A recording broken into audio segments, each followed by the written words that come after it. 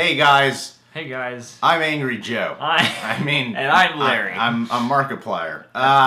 Wait. It's Fred. I'm Greg Alba. I'm John. This is John. We just came back from Power Rangers the movie. We're gonna have Power Rangers. After we watch this, we're gonna review that. The video will be up. The video's up now with it. Yep, video's up. Yeah, I mean, so after this, you can go and watch our Power Rangers movie review. Cross promotion. Oh yeah. Shit. Oh hell yeah. Hey, check that out.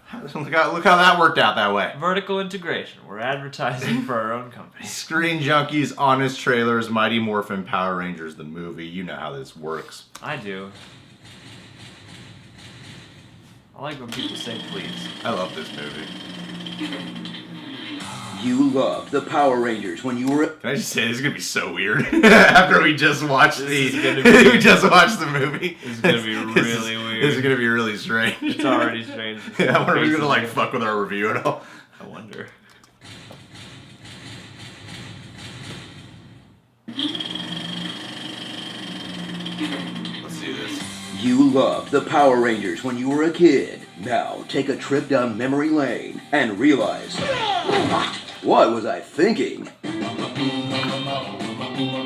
This is terrible. Oh, it's so much Mighty fun. Morphin Power Rangers, the movie. Before they try to make a grounded reboot out of rainbow-suited teenagers karate fighting a grumblebee. Taste my poison venom! Ah, that's right. Revisit the first Ranger project that didn't rely on archived Japanese footage, which only makes it worse. Now what's their excuse? You know it's bad when the rapping pumpkin looks better than your CGI robot. Oh, you Rangers make me mad! Wake me up with a rap that bad! Follow the exact same formula that cranked out over 800 episodes of television where Rita summons a monster. The Power Rangers fight their minions hand to hand. Someone gets really big. I feel big again! And the Rangers morph into a Zord to that's save bad. the day. Oh man. Bad. But this time, everyone's parents get drugged into committing mass suicide. It's the happening. It's the happening, yeah. Get hold back! What are you gonna do? Whoa, that got dark. Whoa. Return to the 90s. I love So that extreme. Every group from the high school to the fire department has their own competitive skydiving team. And get pumped because all your favorite teenagers with attitude have returned. Minus the attitude. 6 extraordinary teenagers. Also, none of the actors were actually teenagers. And 3 of them are actually replacing your favorites from the show. But still, 3 of your favorite non-teenagers without attitude and no active contract disputes are here. Like Tommy, the only one you care about. Yeah, go Tommy! Kimberly, the damsel in Gold Star. distress. Oh, Kimberly. My first love. And Billy, the nerd who was bullied so badly he walked off the show. I was worried that I might take my life. Dude, again, dark. When Sydney Ostrig, Angel Grove, by the news, a Freddy Kruegerish slime monster. Welcome to my nightmare! The Rangers will travel to Sydney another planet to gain the power of the Ninjetti, which I believe is Italian for ninja. An all-new way to make it easier to swap the actors out with their stunt doubles. Now they'll come together to save the universe from evil with a fresh set of action figures. Check it out! Ninja sword, cool. Dumb new accessories. Alright. Dragon Stinger. Activating power beam. I love that And in the movie. awful-looking Zord, complete with emergency jump-kicking action. Oh, right in the Vulcan skull. Vulcan Skull! Featuring an episode of what's basically a live-action cartoon. Whoa. That was so forgettable. The show ignored it and did their own episode about ninja powers instead. You now possess the power of ninja deep within your souls. But at least it gave more fuel to every Power Rangers fan's most important question. Are Tommy and Kimberly hooking up or what? If I could be the one that you need. Now that Jason's out of the picture, they have to be, right? It's so vague. Starring MMA Actually Kick Your Ass. Yes. Pinky and the Brain. The Sorceress from the He-Man movie. Fred Savish. Belloc from Raiders of the Lost Ark. Seriously needed a paycheck. Pointless backhand springs. See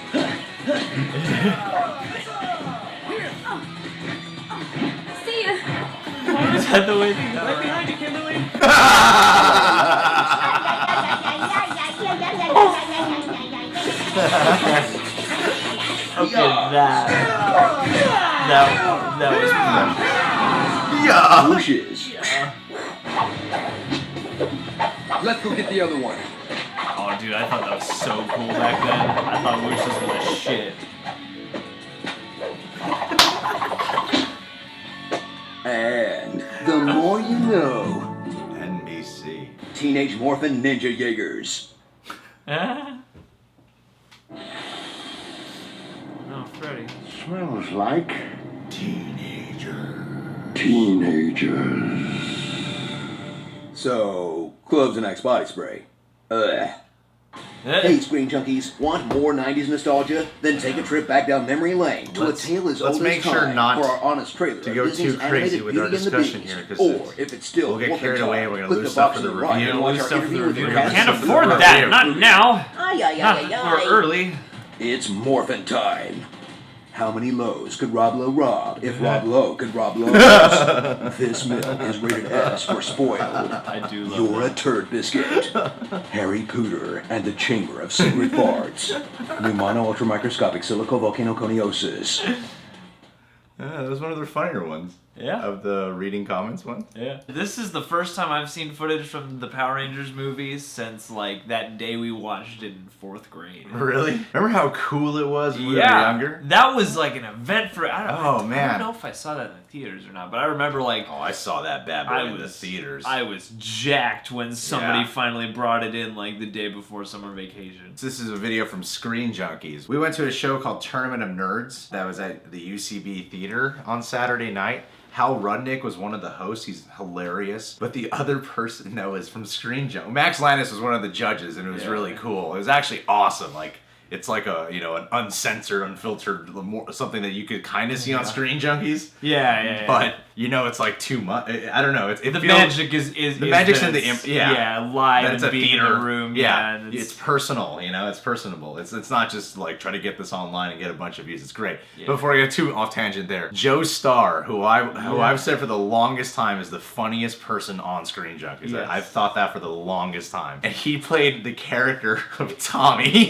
from the Power Rangers. Yeah, the whole the conceit of the show was that they had characters from, you know, films and TV shows that you loved, and they'd bring them out two at a time, and they would basically get a minute to argue why their character is the shit and the other one sucks, basically. Yeah, and you then, talk shit on the other character while talking yourself up. It's an elimination challenge, so like you can fight rounds to the end. But he did this cool thing where he took a hybrid of Tommy from Power Rangers and who the guy is like today. Yeah. From being, you know, the Jesus Doesn't Tap, Jesus MMA Doesn't Tap. fighting, like the clothesline or something. It was hysterical. So when I saw him, I was like, that's exactly what I'm thinking about. I know exactly. That's all I could see in my head was just him, you know, doing his freeze frame. I hope he somehow does a character like that on Screen Junkies.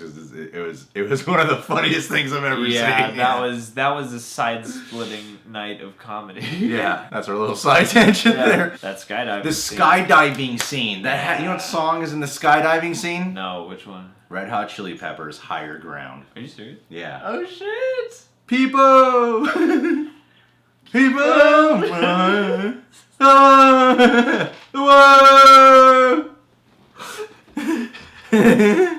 You sound like a fairy tale. You sound like a fairy tale creature who, like, fell down a well. That was so cool, and Tommy got the snowboard. Yeah, he got the snowboard. Yeah. He's the coolest one in the group. He got the snowboard. So he gets to ride a snowboard. It was sweet, dude. These movies were like ridiculous and fun. And Yeah, they're a blast. cool, and yeah, like as a kid, I remember it was everything you wanted it to be. I will say, if we're going by like what a movie is, I feel like this Power Rangers movie that we saw is probably better than this one. Although this one honors the show to the T. Well, this one is the show. This one is the show. It's like directly the show, and you know, it'll have an extra magic because of that. Yeah. But as opposed to the I don't know, it's weird because, you know, the new one, there are things that are similar about them that make them both enjoyable, even if... Yeah, for like the modern day version of Power Rangers, I think. Because the movie's kind of cheesy, but in the right ways, you know, in ways that match Power Rangers. Because I feel like the people who were making Power Rangers at the time thought this stuff was just so cool sometimes. Yeah.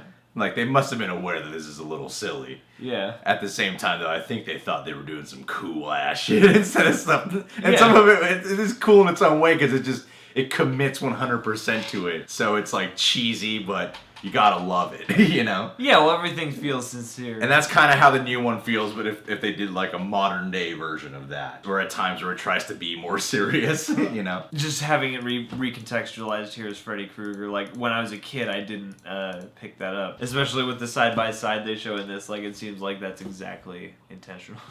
I feel like they just wanted to put Freddy in it. You know what this trailer has, though? Bulk and Skull. It has Bulk, and it has Skull. And Why aren't they in the movie? They would have fit in this movie in some way. They might have fit in this movie, and plus, like, how cool would it have been to hear the modern day throwback version of their, like, silly music? Yeah. They always had that, like, silly theme song on the show that would play when they would come in. I felt like it would switch to being an old, like, slapstick silent movie or something like that. Like, to see that transcribed would have been fun. I feel like we could have been Bulk and Skull. We could have been Bulk and Skull. You know, like two bullies that no one is actually afraid of. Yeah.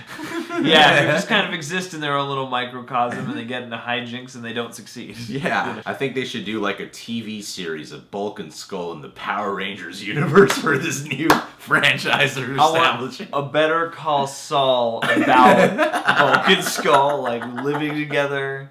It should be like a slow burn drama. Yeah. Like, this show's building something special. I can feel it. And, like, Bulk has some kind of dubious operation he's working on that's got him really, really tense. And Skull is just trying to pay the bills. And, like, you know, he's a junkie, too, now. So, like, they're really, like, afraid of each other. They're basically Mr. White and Jesse Pinkman. Yeah. So, like, you know, I want to explore that, you know, get into the nitty-gritty of life. You know, this movie's dark. They had the suicide thing from The Happening. Yeah, they did. They had the suicide So thing many from The Happening. Yeah, so many children were going to lose their parents. That's too bad. Yeah, it's too bad. It's too bad. Who's going to make sure they're not doing the drugs the Power Rangers tell you not to do? I think the whole thing was an allegory, you know? It's a metaphor for how parenting sucks balls. You know, like you become so numb to this world. Because every day it's about battle with a monster. I just feel parenting every day. You got your whole life revolves around this kid. Then after a while, you just go numb and you want to kill yourself, and not even your kid can stop you. I gotta pay attention and make sure you're alive still, and that you're eating, you're maintaining your body.